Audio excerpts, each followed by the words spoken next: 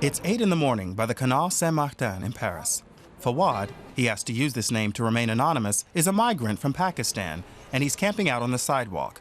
That's against the law, but he has no other option. Fawad lives in constant fear that the police could come back and take away his few possessions again. We have 2 sleeping bags and 1 blanket, but it's not enough. The ground is cold, and the cold is coming from the ground, so you feel too much cold. You cannot sleep well. Sometimes my friend wake up and sometimes I wake up, but it's not good for us. So, and night was terrible. His first port of call is a private aid organization. He's hoping to get something to eat, but mostly all that's on offer is a cup of tea served by local residents. Fawad sleeps close to the building where migrants are registered. The organization Terre d'Asile has been put in charge of this process. The association was originally set up to fight for the rights of asylum seekers. But the director rejects the idea of providing temporary shelter inside. I don't have any space inside. I can't just let in 300 people. I have a responsibility to protect my employees. That would break safety rules, and it's not allowed. Fawad spends the rest of the morning waiting. He wants to take a shower in a public bath, but there's already a long queue outside. He gives up. Today, he'll have to go without washing. But despite such abject living conditions, the stream of migrants arriving in France continues to grow. More than 110,000 are estimated to have come in 2016. Their favored destination is Paris.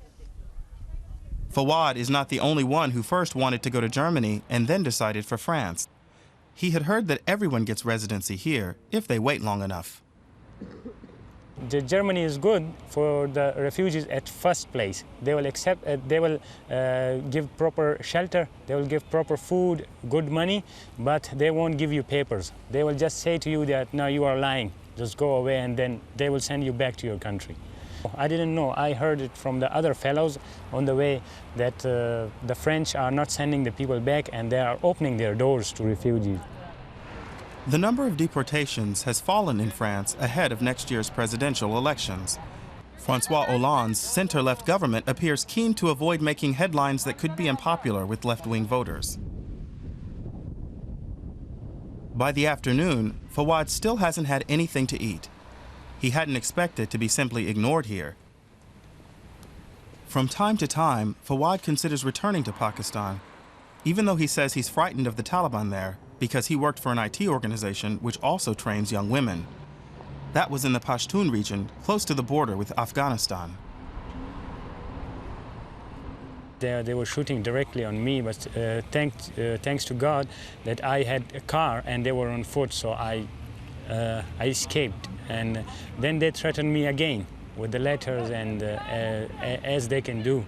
That threatened me, so my father suggested that I should leave the country as soon as possible. His family sold a lot of land to pay for Fawad's passage to Europe. He set out full of hope 6 months ago. People smugglers took all his money. Now he's in another line to try and get an appointment with the authorities. Sometimes he waits all night. His hope has dwindled. Your mind gets twisted, and you think that dying is much easier than this, because a worse life is worse than dying.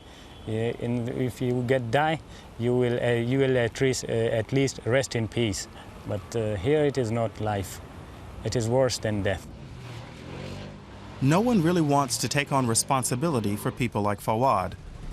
The influence of the far-right Front National is too strong.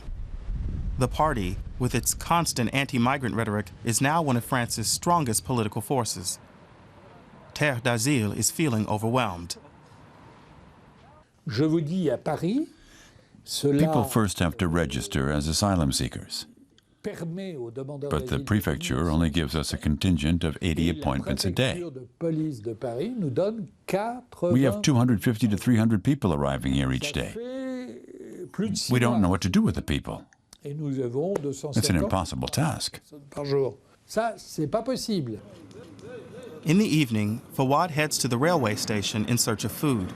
But when he arrives, the residents who normally hand out food aren't around. I think we will sleep hungry tonight. So no food for tonight, and we are out of luck because tomorrow at the breakfast place, they are not serving proper breakfast. We will just have a tea. Our camera team buys Fawad a few packets of food so that he's got enough for tonight at least. Neither rejected nor accepted, Fawad has ended up in limbo land like so many other migrants arriving in France.